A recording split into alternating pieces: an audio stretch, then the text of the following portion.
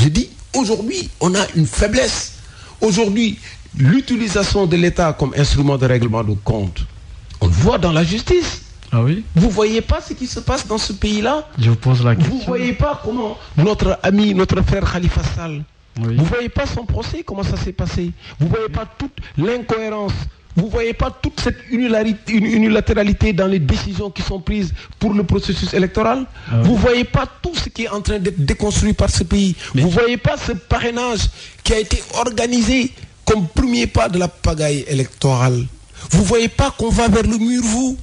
Tout le monde le voit. Comment? Mais regardez comment aujourd'hui, je donne un exemple simple, en cas d'empêchement du président de la République, oui. à quelques jours des élections, qu'est-ce qu'on fait du parrainage? Qu'est-ce qu'on en fait? On reprend sans le parrainage ou après le parrainage? Est-ce qu'on augmente la durée de suppléance du président de l'Assemblée nationale? La crise, on a mis les germes d'une crise, d'un chaos. Et là, on se permet de danser en plus. C'est la danse du scalp. Ah oui? La danse du scalp, c'est cette danse que pratiquaient les Indiens d'Amérique, qui arrachaient le crâne de leurs ennemis jusqu'au cuir chevelu et qui l'agitaient, qui dansaient. Mais ils ne dansent pas. Mais il dit d'être déjà majoritaire. Mais je dis, il ne danse pas. Il a compris qu'il a perdu. Sérénité de, il a compris qu'il a perdu. Ah oui? Il a compris. Il est en train de tromper sa solitude.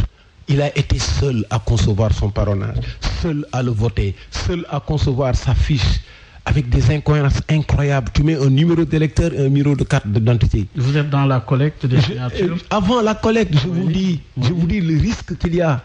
Tu as dans un document deux numéros qui aboutissent au même fichier. Pourquoi? Il est seul à comprendre ça. Il est seul à croire qu'il a encore une chance. Alors que tout le monde sait qu'il ne passera même pas au second tour. Et pour se donner bonne conscience, on lui a dit, fais semblant d'être heureux, fais semblant de danser. Comme tu as le cuir chevelu de tes ennemis comme trophée. Fais semblant de danser. Il ne dansait même pas. Son visage ne dansait pas. Il ne souriait pas. Vous l'avez bien suivi? Je l'ai suivi. Et j'ai eu peur. C'est pathétique. Ça vous renseigne quoi? C'est pathétique. Parce que simplement dans la salle, il n'y avait personne pour lui dire, monsieur, attention, il y a des gens qui sont dans l'inondation. Monsieur le président de la République, ne dansez pas parce que les gens sont en train de mourir de faim.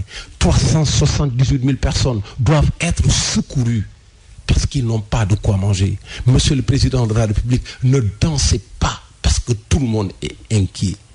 Parce que tout le monde dans la salle lui a dit, c'est toi. Et ça renvoie à ce que Cheikh Anta Diop disait à un moment donné, que Dieu est son âme.